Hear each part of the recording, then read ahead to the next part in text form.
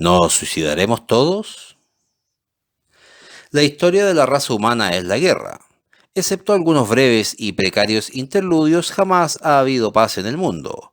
Y antes que la historia empezase, la lucha mortífera era universal e inacabable. Pero hasta el tiempo presente, los medios de destrucción puestos al alcance del hombre no guardaban proporción con su ferocidad. El exterminio recíproco era imposible en la edad de piedra. No se puede hacer mucho con una grosera masa. Además, los hombres eran tan escasos y se ocultaban tan bien que les costaba trabajo encontrarse. Corrían tanto que era difícil cogerlos. Las piernas humanas solo pueden cubrir cierta distancia cada día. Con la mejor buena voluntad del mundo para destruir su especie, cada hombre se hallaba circunscrito a un área muy limitada de actividad. Sobre estas bases era muy difícil hacer ningún progreso efectivo. Al mismo tiempo era preciso vivir y cazar y dormir. Y así las fuerzas de la vida, llevando gran ventaja sobre las fuerzas de la muerte, tribus, aldeas y gobiernos se fueron gradualmente desarrollando. El esfuerzo destructor entró entonces en una nueva fase. La guerra se convirtió en una empresa colectiva. Construyéronse caminos que facilitaron el movimiento de gran número de hombres. Organizáronse ejércitos, ideáronse muchos progresos en las herramientas de matar. El uso de los metales y particularmente del acero para pinchar y cortar carne humana abrió prometedores horizontes. Arcos y flechas, hondas, carros, caballos y elefantes prestaron su valioso concurso. Pero de nuevo empezaron a actuar aquí otra serie de obstáculos. Los gobiernos no eran suficientemente seguros. Los ejércitos propendían a violentas discordias intestinas. Era extraordinariamente difícil alimentar a un gran número de hombres una vez reunidos, y por consiguiente el esfuerzo destructor llegó a ser incierto y hallábase tremendamente embarazado por la deficiente organización. Por eso, de nuevo, en el balance de la vida hubo un saldo de crédito a su favor. El mundo rodó hacia adelante y la sociedad humana alcanzó otra más vasta y más compleja edad. No fue sino hasta la aurora del siglo XX de la era cristiana cuando la guerra empezó a entrar realmente en su reino como destructor potencial de la raza humana. La organización del género humano en grandes estados e imperios y el surgir de las naciones a la plena conciencia colectiva permitieron que las empresas de matanza se planeasen y ejecutasen en una escala y con una perseverancia jamás hasta entonces imaginada. Todas las más nobles virtudes de los individuos fueron coleccionadas para reforzar la capacidad destructora de la masa.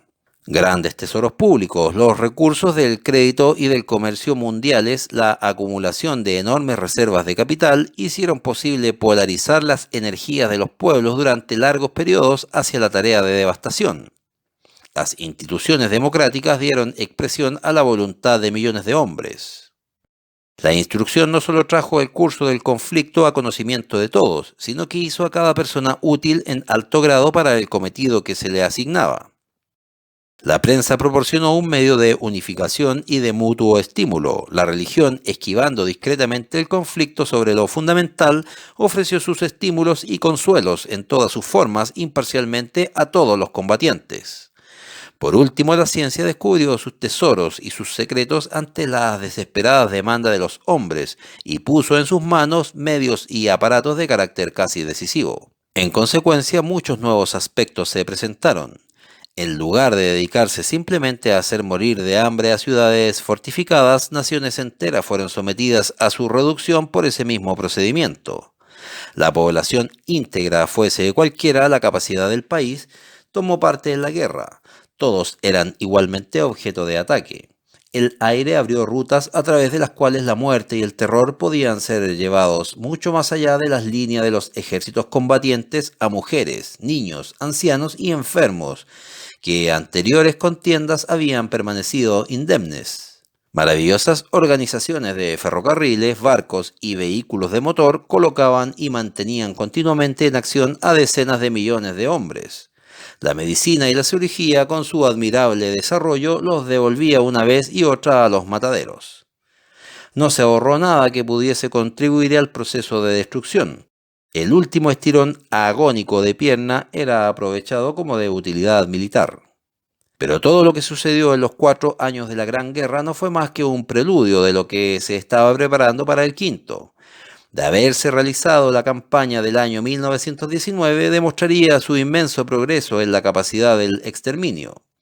Si hubiesen los alemanes sostenido la moral para hacer bien su retirada al Rin, habrían sido atacados en el verano de 1919 con fuerzas y métodos incomparablemente más prodigiosos que los hasta entonces empleados.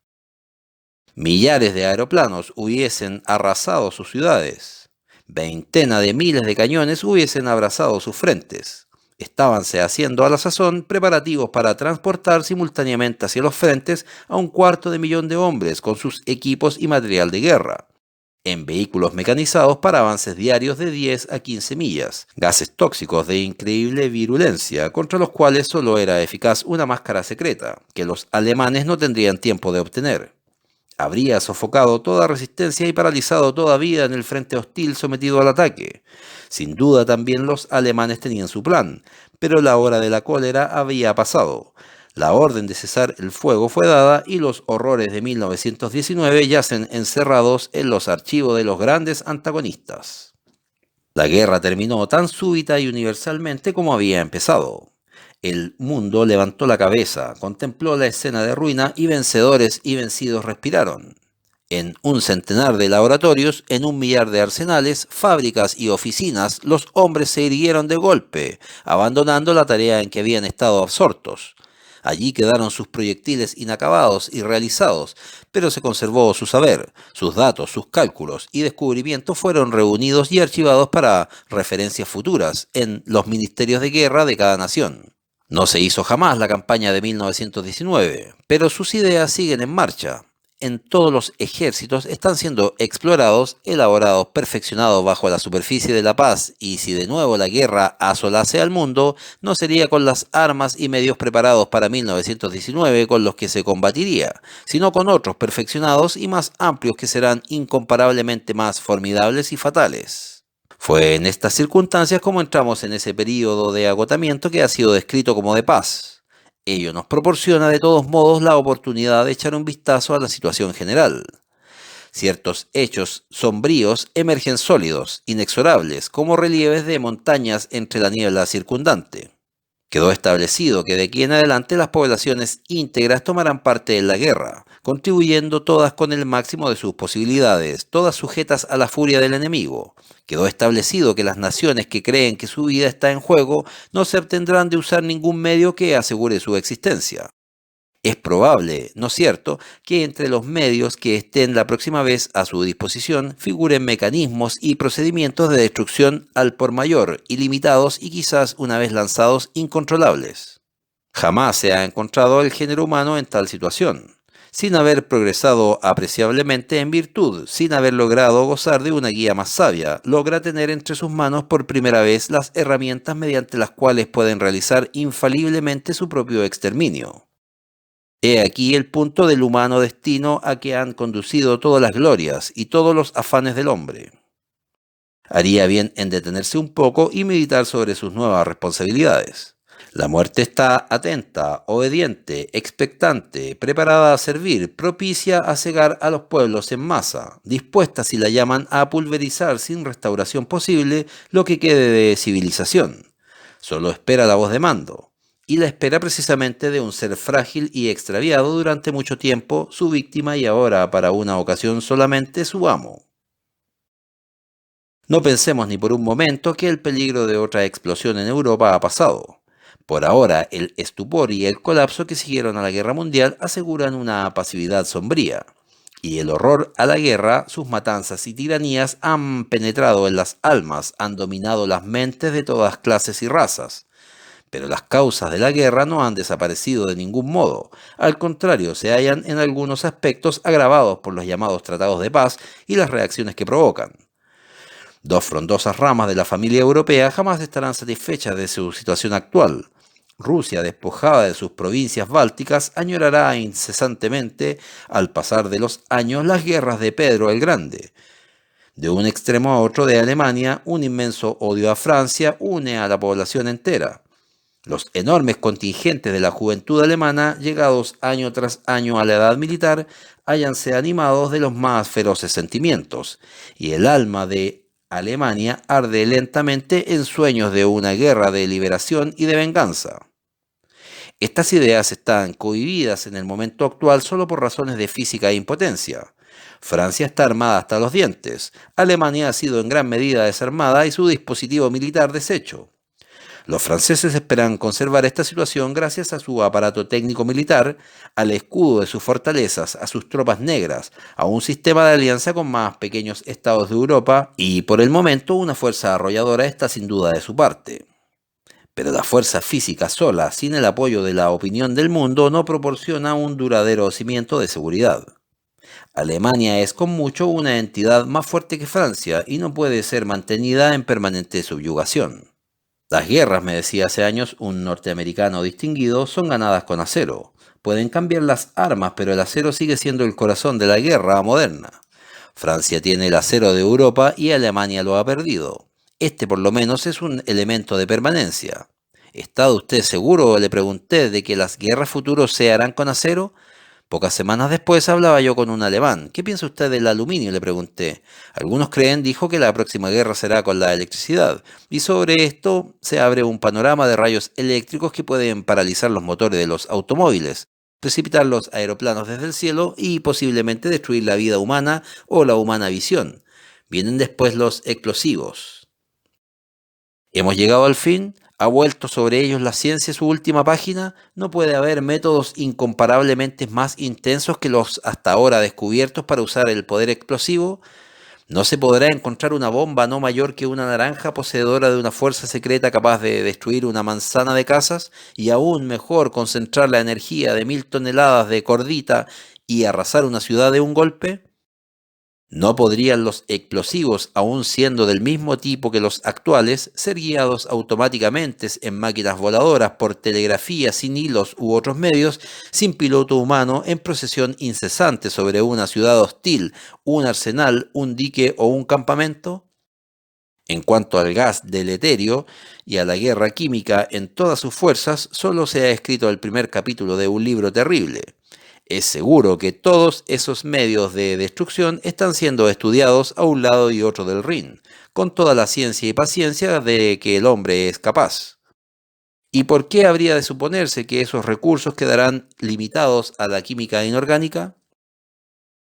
Un estudio de las enfermedades, de las epidemias metódicamente preparadas y deliberadamente lanzadas sobre los hombres y bestias está sin duda deslizándose en los laboratorios de más de un gran país. El timón para destruir las cosechas, el intrax para matar caballos y ganados, plagas para infestar no solamente ejércitos, sino distritos enteros.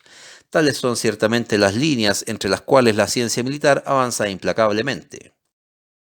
Es evidente que mientras una guerra llevada por ambos contendientes en esas condiciones acarrearía la ruina del mundo y la disminución inconmensurable de la raza humana, la posición por una sola de las partes de una abrumadora superioridad científica conduciría al esclavizamiento total del contendiente desprovisto de ella.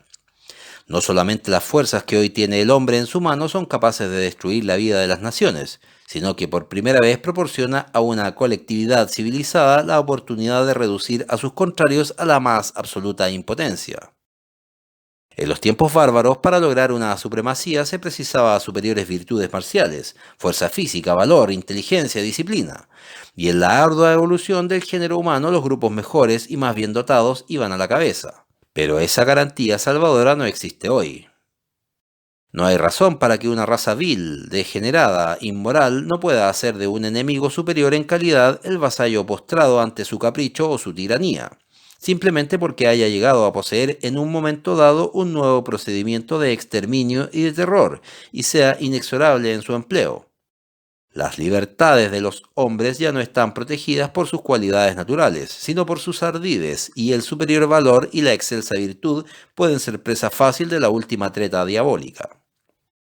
En los sombríos caminos de la ciencia destructora hubo un momento crítico que parecía prometer un correctivo a esas mortíferas tendencias. Podría esperarse que las ondas electromagnéticas fuesen capaces en cierta medida de hacer detonar los explosivos desde gran distancia. Si tal procedimiento se descubriese a tiempo de llegar a ser propiedad común, la guerra en muchos importantes aspectos retrogradaría a los rudos pero sanos límites de las bárbaras edades. La espada, la lanza, la maza y sobre todo el combatiente mismo volvería a adquirir de golpe su antigua soberanía. Pero es desconsolador saber que no hay mucha esperanza de ello después de haber sido completamente exploradas las diversas categorías de sus ondas. Todos los horrores de la era de los explosivos continuarán, y a ellos se les añadirán sin duda las escalofriantes complicaciones del veneno y de la epidemia científicamente aplicadas. Tal es, pues, el peligro con que el género humano se amenaza a sí mismo, medios de destrucción incalculables en sus efectos, extensos y aterradores en su carácter e impropios de una manifestación del mérito humano como es la ciencia, cuyo progreso va descubriendo cada día más espantosas posibilidades. Y mientras tanto, la llama del odio arde profundamente en los corazones de algunos de los más grandes pueblos del mundo, atizada por provocaciones continuas y temores incesantes y alimentada por los más arraigados sentimientos de agravio nacional o nacional peligro. Por otra parte, existe el bendito respiro del agotamiento, ofreciendo a las naciones una última oportunidad de hacerse dueñas de sus destinos o desviarlos de lo que puede muy bien ser una fatal sentencia.